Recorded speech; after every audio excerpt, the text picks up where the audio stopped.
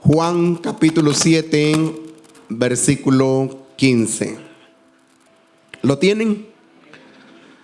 Dice así: y se maravillaban los judíos, diciendo: ¿cómo sabe este letras sin haber estudiado? Están hablando de Jesús, ¿verdad? Jesús se aparece a mitad de la fiesta, casi para ser crucificado. Y Jesús enseña y comienza a enseñar en la sinagoga de ellos, donde están todo tipo de gente preparada y no preparada. Y la gente se maravillaba y dicen: ¿cómo sabe estas letras sin haber estudiado?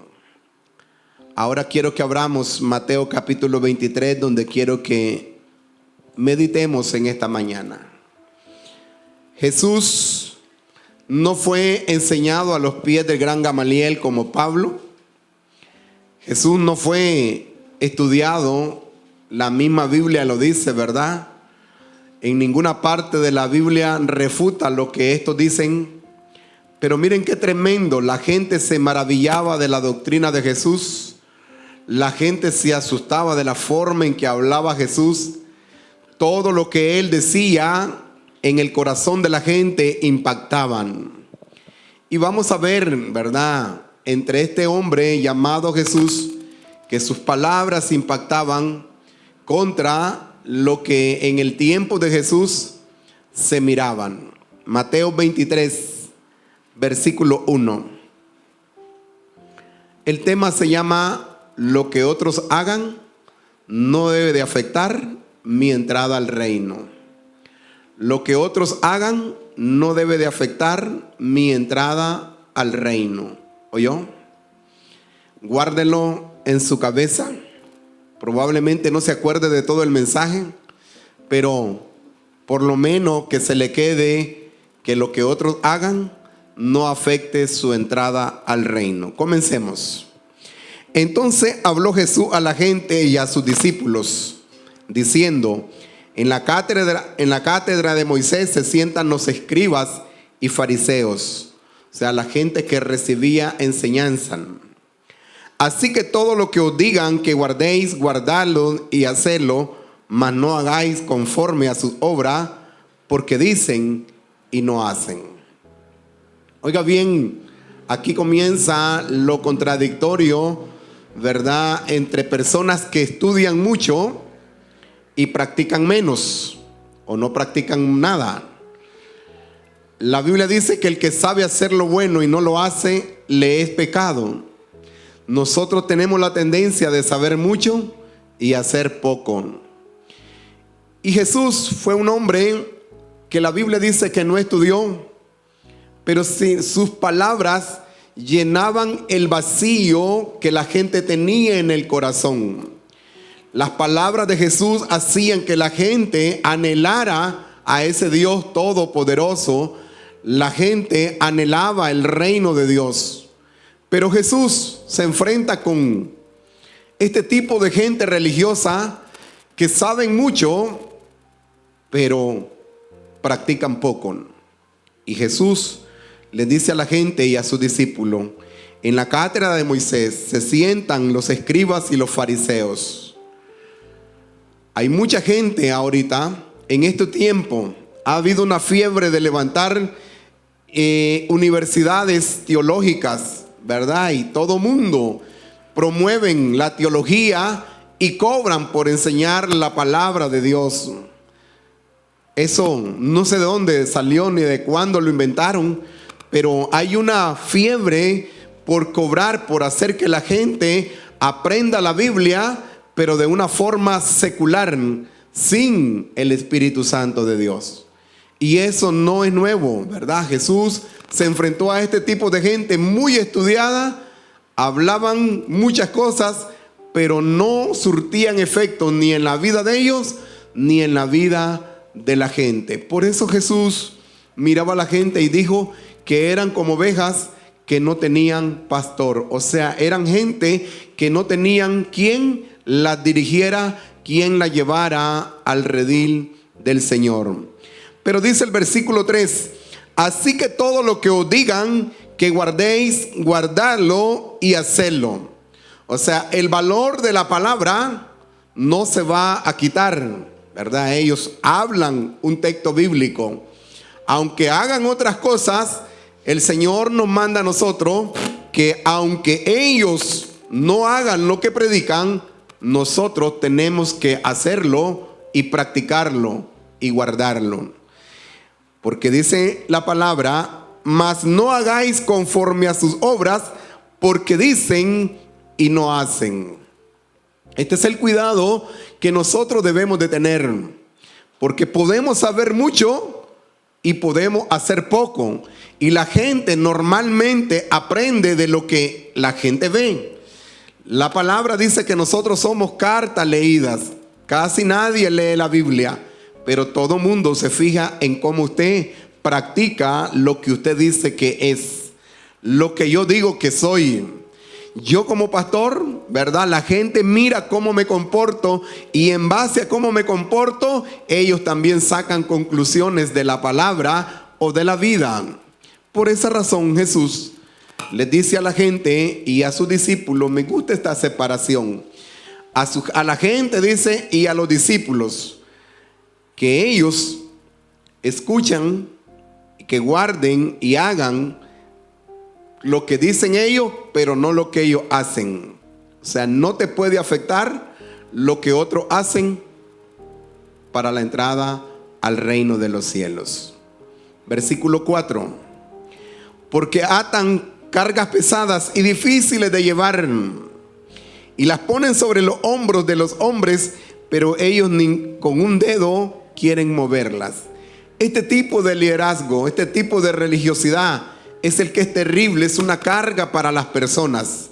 En la iglesia evangélica hay una serie de reglas para convertirse en miembros, pero en la Biblia no está establecido que nadie sea miembro. Lo que la Biblia dice es que todos debemos de ser discípulos de Jesús. Sin embargo, la gente, para pertenecer a la secta de los fariseos, ponían una serie de normas, ¿verdad? Ponían una serie de requisitos y eran cargas pesadas para la gente. Hoy en día también mucha gente cree que el evangelio de Jesús es una carga y no un disfrute. O sea, mucha gente piensa que el dejar de tomar es una carga en vez de mirarlo como una felicidad, como algo bueno, como algo que va a traer prosperidad a su familia, va a traer alegría a los hijos, va a traer alegría a mamá o papá, no una carga religiosa. Y nosotros debemos de aprender, dice la Biblia, que fue escrita para que nosotros aprendamos de ella. No podemos cargar a la gente con algo que nosotros no hemos experimentado. La gente habla mucho de cosas, ¿verdad? Hablan de un Dios todopoderoso, pero cuando están enfermos, uno los mira que no es verdad lo que ellos predican. Por esa razón es que vamos poco a poco. Le decía a alguien a antier, creer a Dios no es tan fácil. Lo miramos tan fácil creer en el Señor. Creemos hasta que estamos en una situación difícil, nos damos cuenta si realmente creemos en Dios. Pero quiero que ustedes aprendan, no podemos cargar a nadie con cosas que nosotros no hemos aprendido a hacer. No puedo exigir lo que yo no vivo. Y eso es lo interesante del reino de Jesús. Todo lo que hacemos, ¿verdad? Lo que hemos aprendido, vamos enseñándolo porque nosotros vamos caminando adelante. Los religiosos ponen muchos requisitos, ponen muchas trabas y usted lo ve luchar. Por eso casi siempre usted encuentra a una persona evangélica que no entiende el reino, que le ha sido impuesta un montón de reglas. Usted lo encuentra y lo saluda y usted le dice, ¿cómo has estado? Y ellos dicen, aquí luchando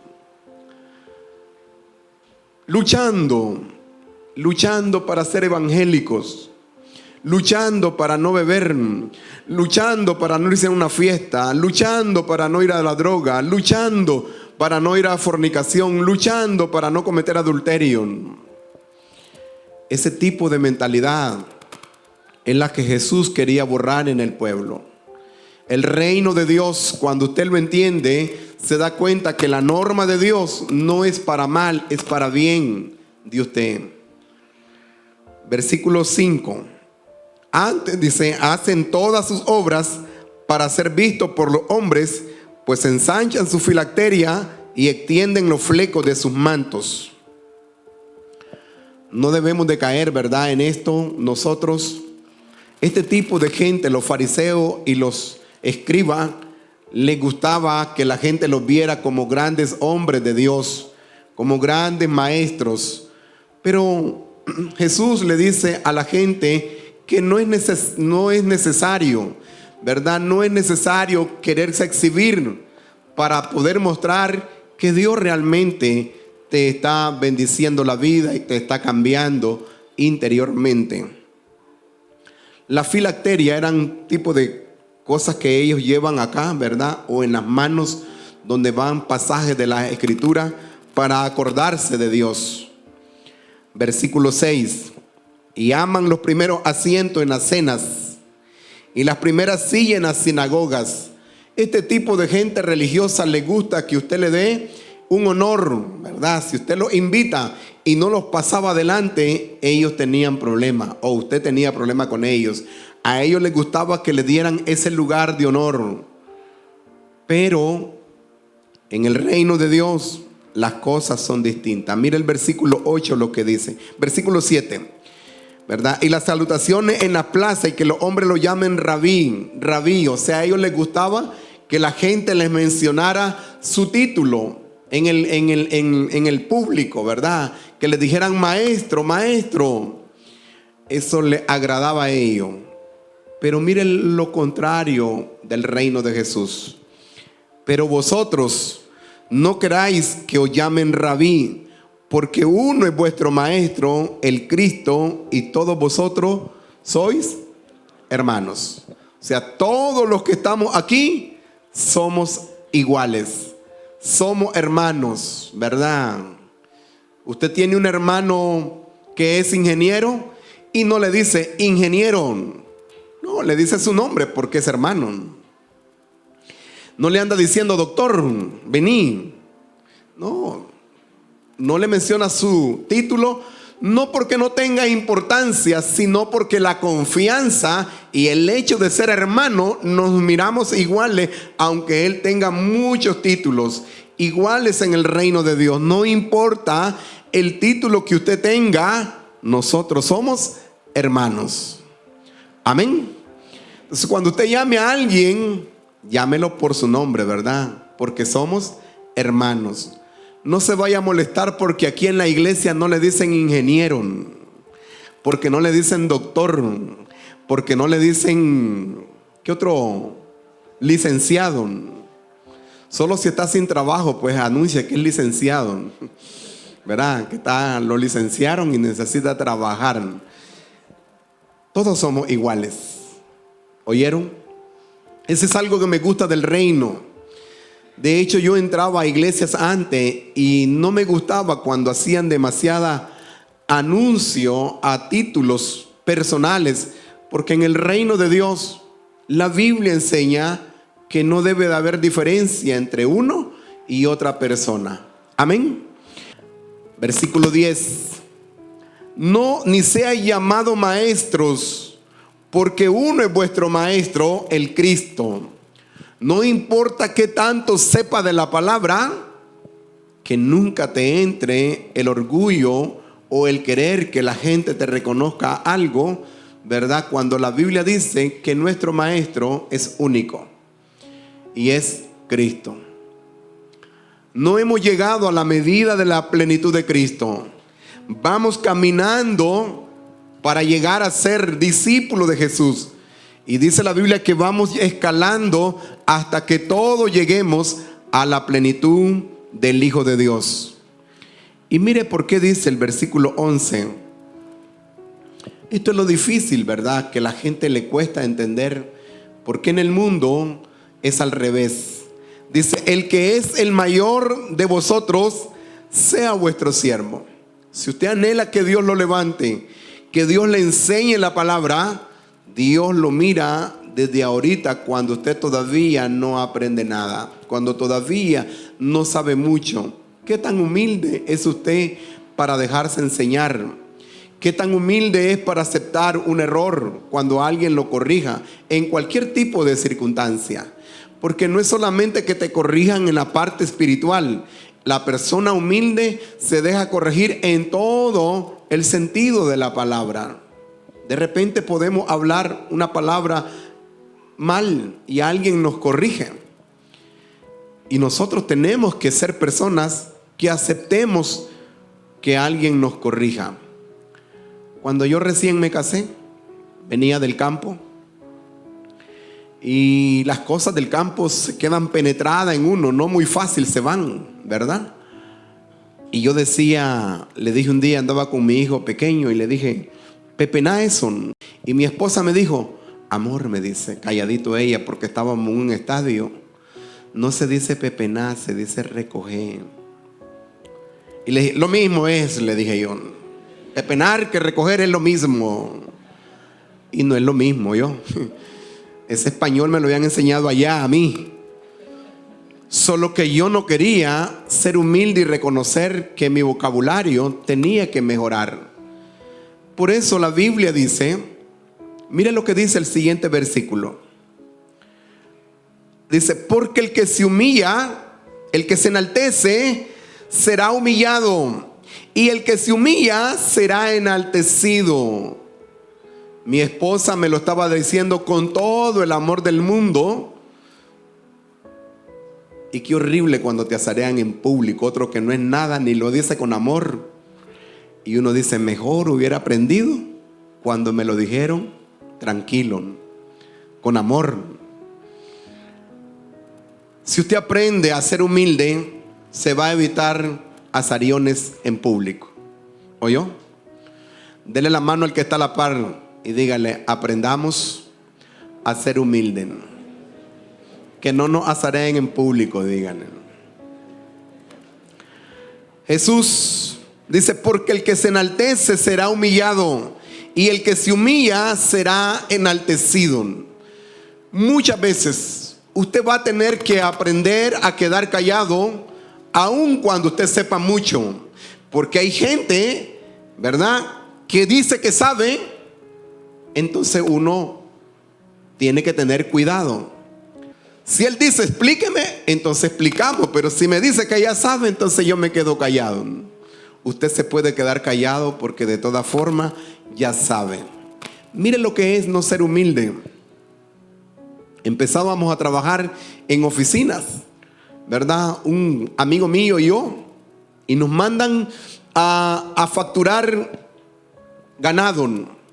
Y nos dice el jefe, van a facturar, aquí están los talonarios y aquí está el papel carbón. En mi vida jamás había visto el papel carbón yo, porque en el campo no se ocupa para nada, ¿verdad? El carbón que he visto es el que sale del fuego, del que queda en la leña, en el fogón. Y me dice, vengan, les voy a explicar. Y ya me dice, este es el papel carbón, lo vas a meter así. Y ya me explicó con la cara para acá, para que cuando escribas la tinta quede pegada en el otro recibo. Y vení y le dice al otro, no, yo ya sé, eso es fácil, le dicen. Nos fuimos los dos. Desde la mañana hasta las 5 de la tarde en una hacienda, firmando, haciendo remisiones de ganado. Cuando terminamos nos vamos a entregar. Y aquel llevaba las hojas en blanco, no le había pasado nada, la había puesto al revés. Y cuando yo escucho cómo lo están tratando, yo decía, gracias a Dios que yo dije que no sabían. Porque él no quiso ser enseñado, fue humillado en público. Y oiga bien, hermanos y hermanas, amigos míos, esto es una práctica que debe ser en todos lados, no porque seamos evangélicos, ¿oyó? No porque usted venga a la iglesia. La humildad se tiene que practicar en todos lados. Si alguien te corrige, hermano tuyo, ¿verdad? Amigo tuyo, un jefe tuyo o un subalterno, porque de repente uno cuando es jefe no quiere o piensa que no lo pueden corregir. Y sabe, hermano, uno tiene que aprender que no se la sabe toda. Hay gente, ¿verdad?, que en su humildad, aun cuando no han estudiado, tienen mucha lógica. Y uno tiene que aprender a escuchar. Porque ese principio es: el que se enaltece será humillado, y el que se humilla será enaltecido. Si alguna vez lo azarean en público, haga cuentas hacia atrás. ¿Qué día fue que no quiso aceptar una corrección? Versículo 13. Mas hay de vosotros, escribas y fariseos hipócritas. Miren a Jesús diciéndole a los religiosos esto, ¿verdad? No cualquiera se atreve. No cualquiera le decía o le dice en la cara a los religiosos lo que son, ¿verdad? Hipócritas. Y Jesús le dijo: porque cerráis el reino de los cielos delante de los hombres, pues ni entráis vosotros, ni dejáis entrar a los que están entrando. El cuidado que usted y yo debemos de tener es que lo que la gente diga o lo que la gente hace no nos estorbe a nosotros para entrar al reino de los cielos. Hay gente que no entra al reino ni deja entrar a su gente. Hay gente en la iglesia que ni aprenden ellos ni quieren que la gente venga a aprender del reino de los cielos. Y sabe, hermano, eso es terrible. Usted lo va a encontrar. Usted mismo o usted misma creo que ha invitado a gente a academia que vayan a aprender sin compromiso. Y saben, no lo dejan ir a aprender. Le dicen: mejor inscribite a la universidad y estudias teología. Y lo que nosotros enseñamos gratis, como dice la palabra, otros le cobran. Pero mira el texto, oye, porque me llama la atención, porque aquí está la entrada al reino. Mas hay de vosotros, escribas y fariseos.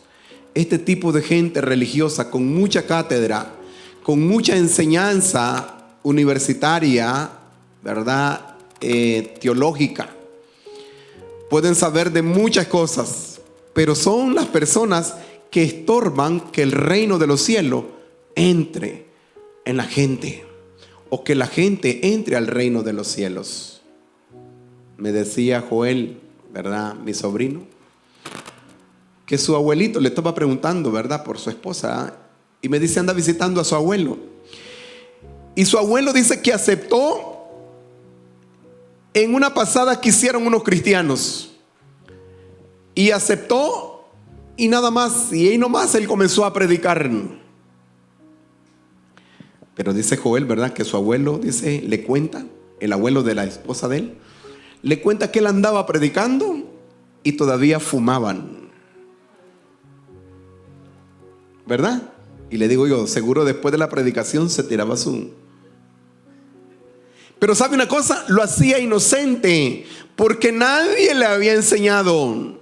Nadie le dijo, solo pasaron predicando, la palabra le llegó a él y él aceptó a Jesús. ¿Sabe quién fue el que le dijo que no lo siguiera haciendo? El Espíritu Santo de Dios. El Espíritu Santo de Dios es el que le enseñó a Jesús. Por eso, aunque no tenía letras, tenía la presencia del Espíritu Santo en su vida. Por eso es que la palabra llenaba el corazón de la gente. ¿De qué le sirve tener la cabeza llena de palabra, pero sin la presencia del Espíritu Santo de Dios? Así que no se preocupe, ¿verdad? Si usted no sabe teología, el Espíritu Santo le va a enseñar las normas básicas para que usted entre al reino de los cielos. Y le dije a Joel, lo vamos a invitar a predicar a ese viejito, ¿no? Ya le aviso, ¿oyeron? Ya le aviso, porque son uno de los cristianos de años. No creo que tienen más de 50 años, no sé cuántos años tiene de ser cristiano. Es de una denominación bien rígida. Así que después que él predique, el siguiente domingo vamos a ver qué pasa, ¿oyeron? Pero no se asuste porque me dijo Joel, ¿y lo invitaría a predicar? Sí, le digo, me gustaría. ¿Sabe por qué? Le digo, ¿sabe por qué? Porque son de esos primeros cristianos que el evangelio de Jesús les costó muchas aflicciones. Les costó que los menospreciaran, les costó que los miraran mal, los trataron terriblemente. Sin embargo, ellos decidieron mantenerse fieles, aún con todas las normas y reglas que les pusieron. Ojalá que él acepte, ¿verdad, Joel? Ojalá que acepte venir, ¿verdad? Pero él fue el que dijo una vez que cuando entramos a la iglesia del Señor, debemos de saludar porque aquí está nuestro Padre. Y no saludamos, ¿verdad que no saludamos? Pero él, ese viejito, hace eso siempre. Pero mire lo que dice el texto. Pues ni entráis vosotros, ni dejáis entrar a los que están entrando. Todos los que estamos aquí tenemos que tener cuidado porque hay gente que dice que sabe, oiga bien, ellos dicen que saben, pero no entran al reino y no te quieren dejar entrar. O sea, ellos sacan la Biblia, sacan todo su repertorio, pero su única intención es mostrar que ellos saben, pero si usted mira su vida, la vida de ellos no es lo que ellos dicen que saben. Por eso es el contraste cuando usted mira a alguien que predica y vive lo que predica. Es la gran diferencia. Y Jesús alerta a la gente y a los discípulos sobre este tipo de gentes que saben mucho, pero que estorban que usted entre al reino de los cielos. Y los que están comenzando, aquellos que tienen 1 año, 2 años, 6 meses, 3 meses, 1 mes, tienen que tener más cuidado todavía. Porque cuando usted comienza a explicarle inocentemente su alegría, decirle, fíjate que acabo de aprender oración transformadora y no sabía esto. ¿Sabe qué dicen ellos? Es eso, yo ya lo sabía. Fíjate que estuve aprendiendo esto y esto. Ellos comienzan a decir que saben. Fíjate, dice, que aprendí. Vieras qué bonito el tema fe en Dios. Dice, sí, hombre. En la fe, la certeza de lo que se espera, la convicción de lo que no se ve y su gran mascarilla enfrente. Lo que dicen, lo que saben y lo que dicen no es lo que hacen. Tengan cuidado, ¿oyeron? Con esos que saben mucho, pero que hacen poco. Y nosotros, por otro lado, tenemos que aprender y hacer para que los que no conocen miren lo que nosotros hacemos y aprendan por lo que hacemos. Tal vez no conocemos mucho. Amén. Tal vez usted no conoce mucho de la palabra, pero lo poquito que va aprendiendo, usted lo va haciendo. Esto es como cuando uno aprende a leer y a escribir. Lo primero que te enseñan son, ¿qué nos enseñan primero? Las vocales. A, E, I, O, U. Ya me están olvidando a mí. Pero cuando uno está pequeñito, las vocales las invierten. No sé por qué, ¿verdad? Pero es parte del aprendizaje. Así es en la palabra. Pero lo poco que usted vaya aprendiendo, vaya haciéndolo, por favor. ¿Verdad? Ahí es donde uno aprende. La M con la A, ma. La M con la A, ma. Ahí va uno al suave, ¿verdad? De repente la niña me dice, la P con la C, me enredan. PC, le digo yo. Pero no sale ninguna palabra. Es así en el reino de Dios. Usted tiene que ir aprendiendo, ¿verdad? Poco a poco, pero lo que vaya aprendiendo, vaya haciéndolo, por favor. Que cuando usted comienza a hacer las cosas, las pequeñas cosas, la Biblia dice una promesa que son las que usted y yo debemos de aferrarnos. Dice la promesa, el que es fiel en lo poco, es fiel en lo mucho.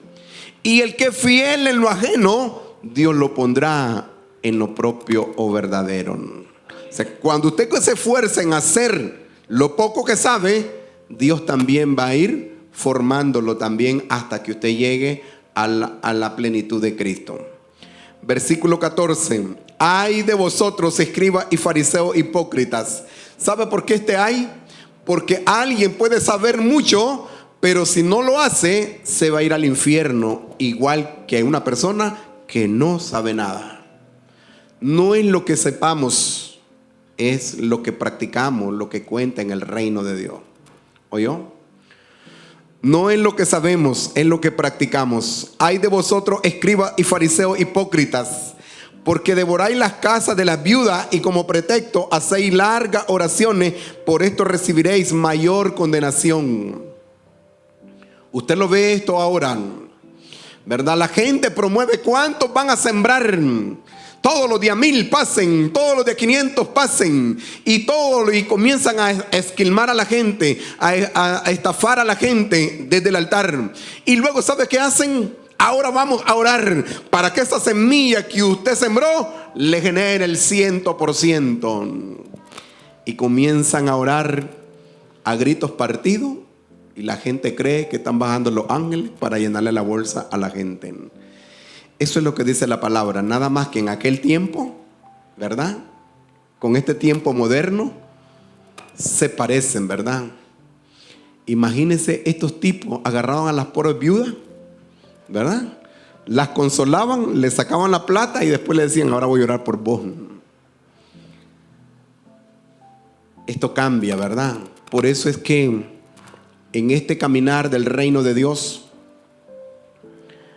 me ha tocado pasar algunas cosas. Por ejemplo, cuando alguien me ha invitado para que yo vaya a ver un matrimonio y me dicen: pastor, quiero que venga a orar por nuestro matrimonio porque estamos a punto de divorciarnos. Y yo he llegado. ¿Qué dicen ustedes, hermanos? ¿Será que con una oración bien hecha ese matrimonio se vuelva feliz?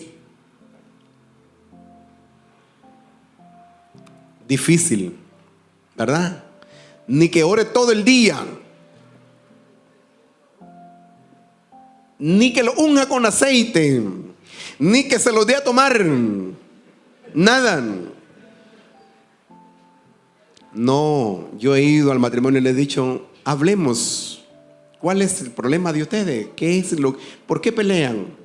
Y comenzamos a ver la situación. ¿Sabe por qué? Porque mientras la persona no cambia de actitud, mientras el esposo no cambie de actitud, aunque yo ore, no va a funcionar eso.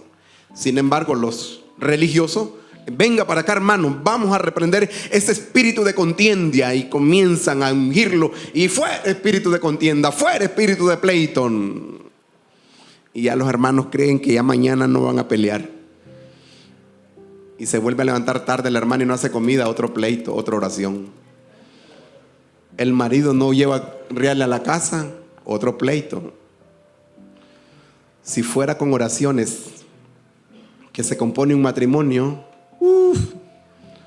tuviéramos matrimonios felices, ¿verdad? No, primero uno tiene que componerse el carácter para ir viviendo esto. Así que cuidado se le ocurre a usted, ¿verdad?, ir a orar por un matrimonio, ¿verdad?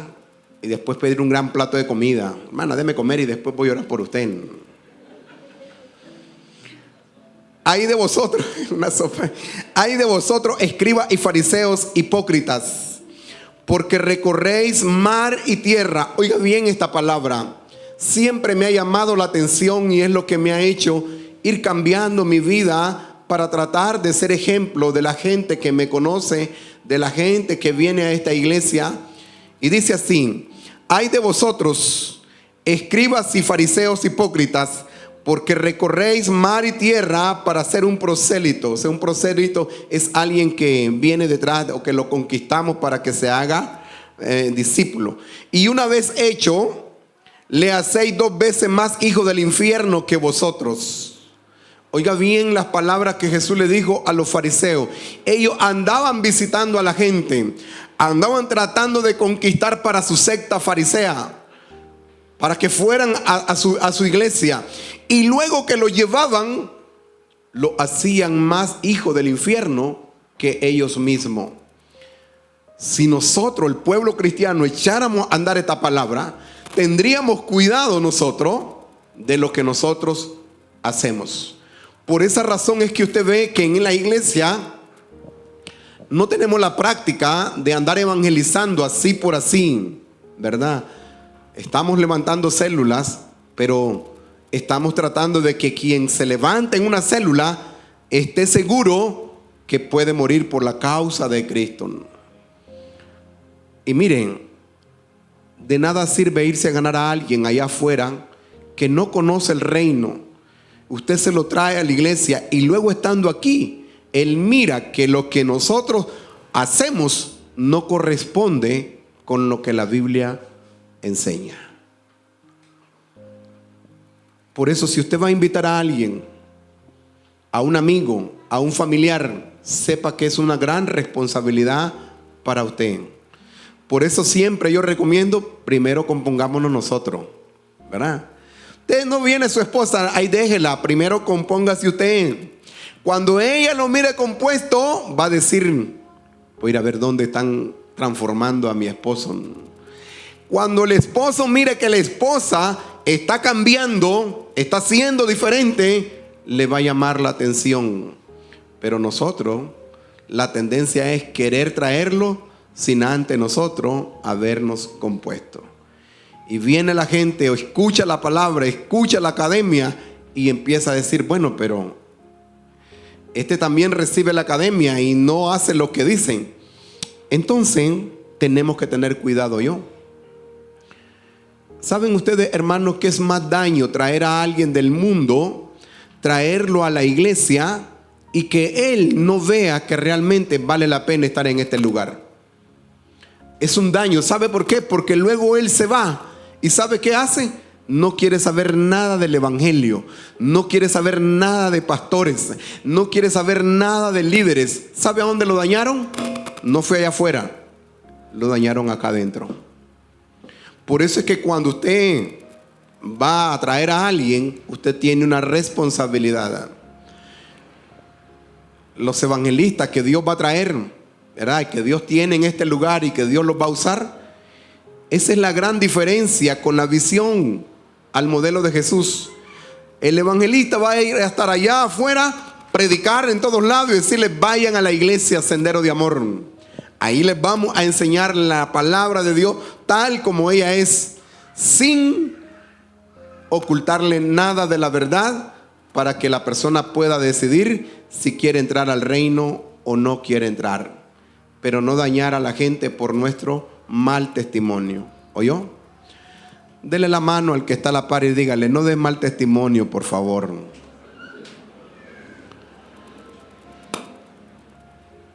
No demos mal testimonio, por favor, ¿oyó? Mire, haga que la gente cuando venga aquí vea la diferencia.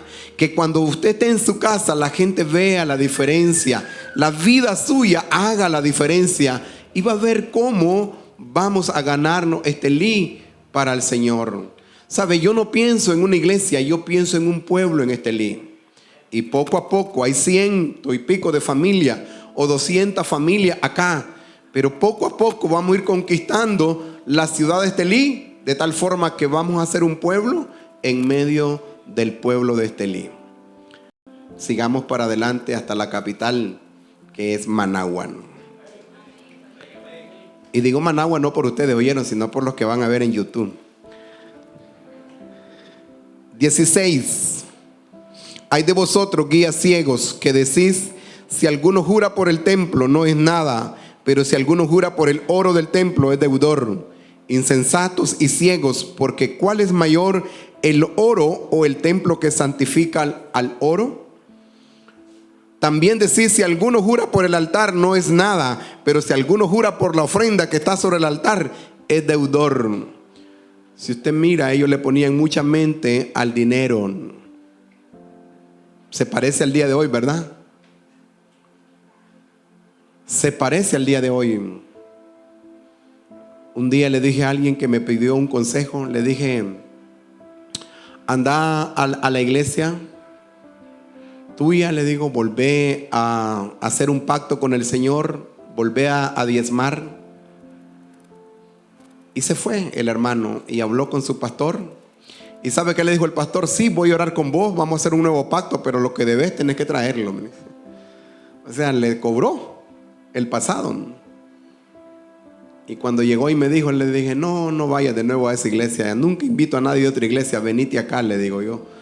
Porque no sé en qué libro está leyendo él, ¿verdad? Porque Malaquías dice, vení, comencemos de nuevo. Lo que ya no diste, pedí perdón, hermano, ¿verdad? Te lo comiste y ¿cómo lo vas a traer?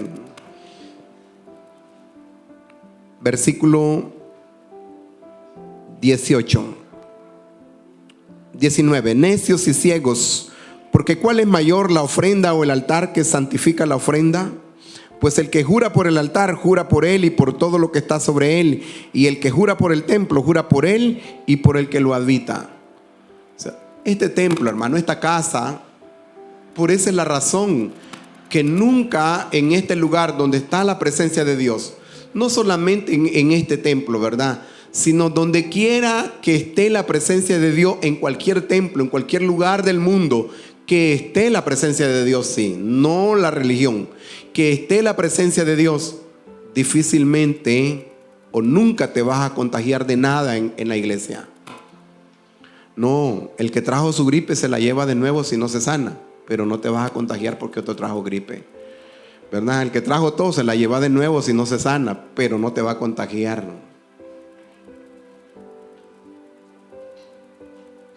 Pero la gente sabe que sacó ahora, que en la iglesia te podés contagiar. Y eso usted tiene que quitárselo. Aquí, si está la presencia de Dios, la Biblia dice que Él es el sanador. Amén. No hay nada. Si Él es capaz de librarnos de la muerte, ¿cuánto más de cualquier tipo de cosa que puede ocurrir? O sea, todo lo que nosotros tenemos que entender es que la Biblia dice que si Él habita aquí, todo está santificado. Amén. Si Él está aquí, todo está santificado. Por eso es que tenemos que dar buen testimonio para que la presencia de Dios siempre viva en este lugar. Amén. Versículo 22. Y el que jura por el cielo, jura por el trono de Dios y por aquel que está sentado en él. Ay de vosotros, escribas y fariseos, hipócritas, porque diezmáis la menta y el eneldo y el comino, y dejáis lo más importante de la ley, la justicia, la misericordia y la fe. Esto era necesario hacer sin dejar de hacer aquello. La gente que dice que el diezmo no existe, ¿verdad?, que el diezmo es de la ley y una serie de cosas que sacan.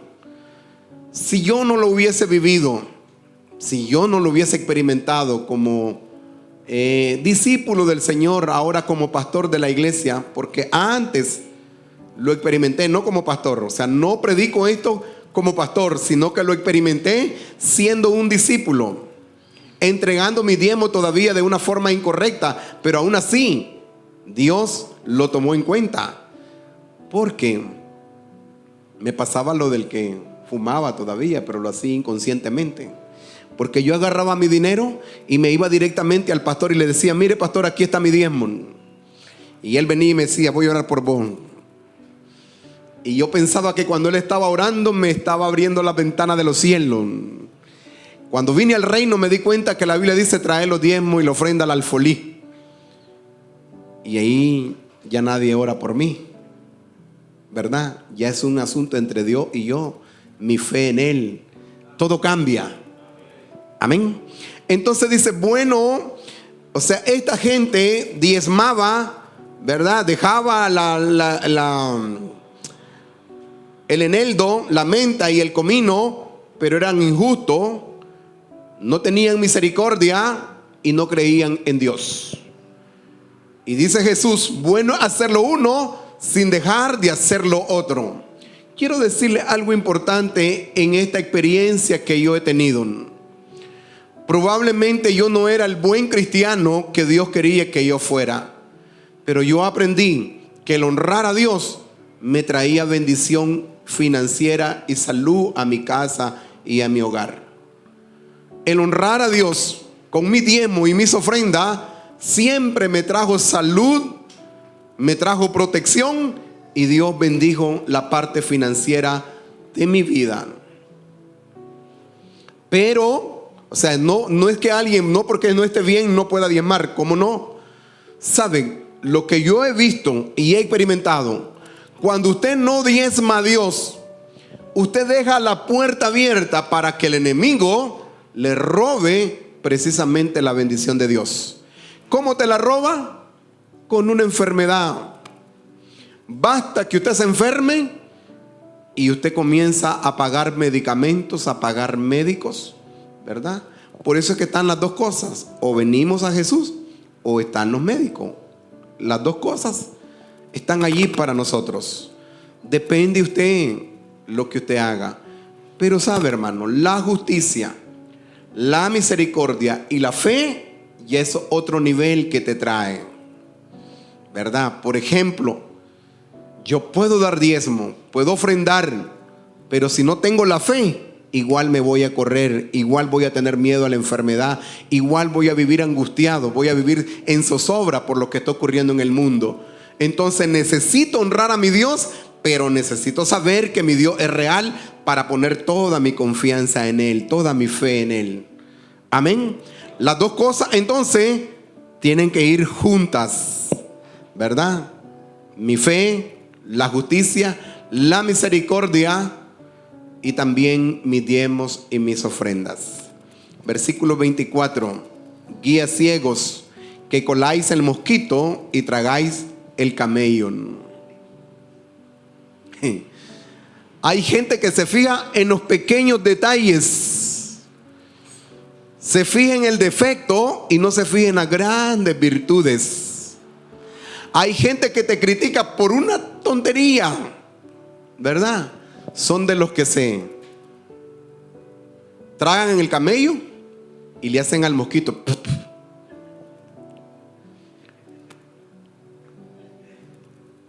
Dele la mano al que está a la par y dígale: cuidado, te tragas el camello.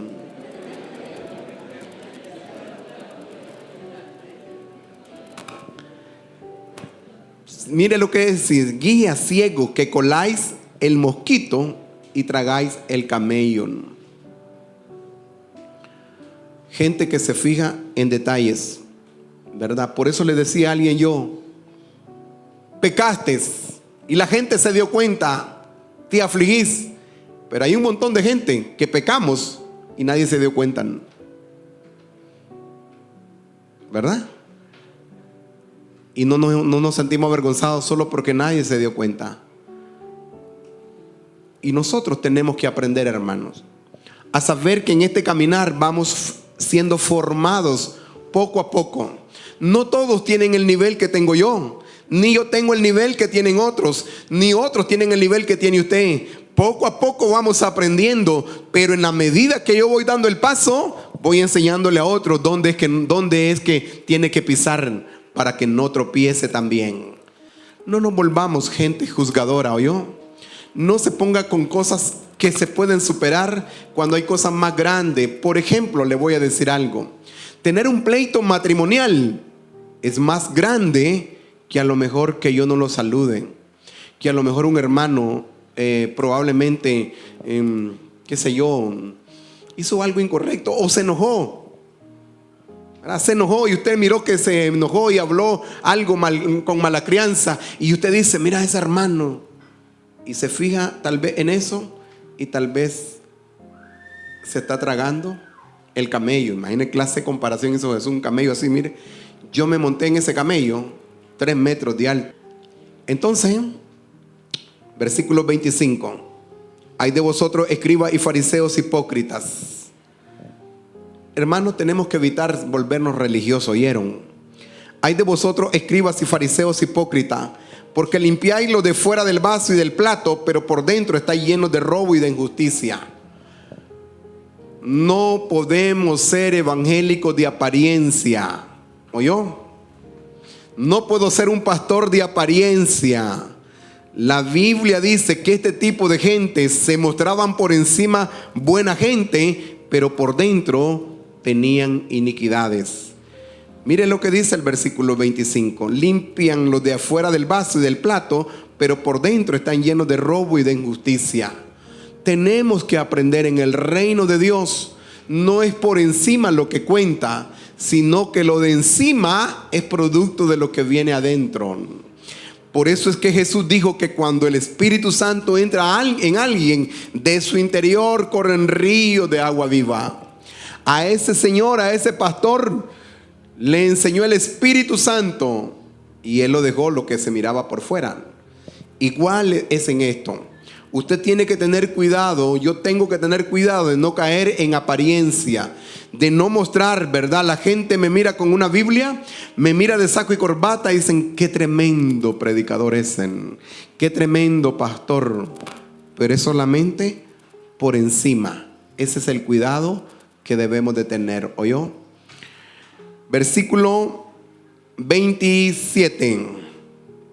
Hay de vosotros, escribas y fariseos hipócritas, porque sois semejante a sepulcros blanqueados, que por fuera a la verdad se muestran hermosos, mas por dentro están llenos de huesos de muerto y de toda inmundicia.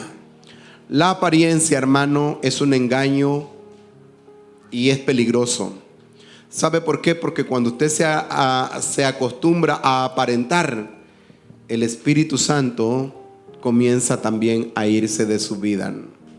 Cuando usted se esfuerza, cuando usted reconoce sus pecados, sus debilidades, cuando usted reconoce áreas de su vida que tiene que mejorar, entonces usted también en la oración, ¿verdad? Usted le dice, Señor, tengo esta área en la que yo tengo que trabajar. Quiero que tu Espíritu Santo me ayude. Quiero que me enseñe. ¿Sabe? Yo le he dicho al Espíritu Santo, Espíritu Santo, cuando vaya a hablar algo que no te gusta, que no es tuyo, Señor, refrena mi lengua. Porque yo no quiero hacer ni decir cosas que el Espíritu Santo no quiere que diga. Quiero decir lo que Él quiere que diga. Entonces, hermanos, tenemos que evitar la apariencia, ¿oyó? Tenemos que ser genuinos. Tenemos que vivir lo que nosotros somos por fuera, también que sea por dentro, ¿oyó? Que no nos pase lo que les pasaba a estos. Usted miren los sepulcros, ¿verdad? Hay lindas casas, bonitas, bien pintaditas, bien adornadas. Hay unas que son de mármol, bien hechitas, pero por dentro están llenas de huesos de muertos. Y eso es triste. ¿Sabe por qué, hermano?